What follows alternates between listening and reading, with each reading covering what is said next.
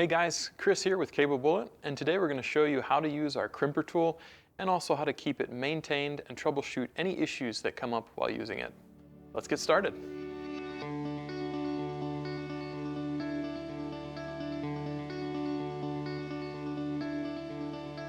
When you open up the box, you'll find the hardshell case and metal stand.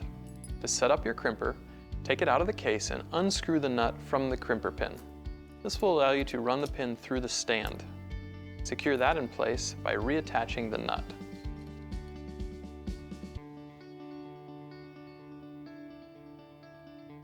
Now this is a metal stand, so if you're working on the floor, slide a piece of scrap cardboard underneath the stand to protect your work surface from scratching.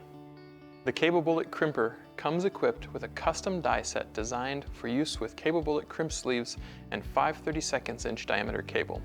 To begin using the crimper, you'll need to turn the knob into the on position. Position your cable crimp between the hexagonal dies and begin pumping.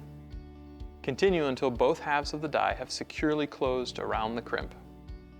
Now, the amount of effort required will vary on this. As your dies begin to tighten down on the crimp, don't feel like you need to open up the handle all the way. This will make it a bit easier to complete your crimping. A properly seated crimp will have a distinct hexagonal imprint centered in the middle of the crimp sleeve. If your finished crimp only has a faint impression, repeat the process with additional force. To release the dies, turn the knob to the off position.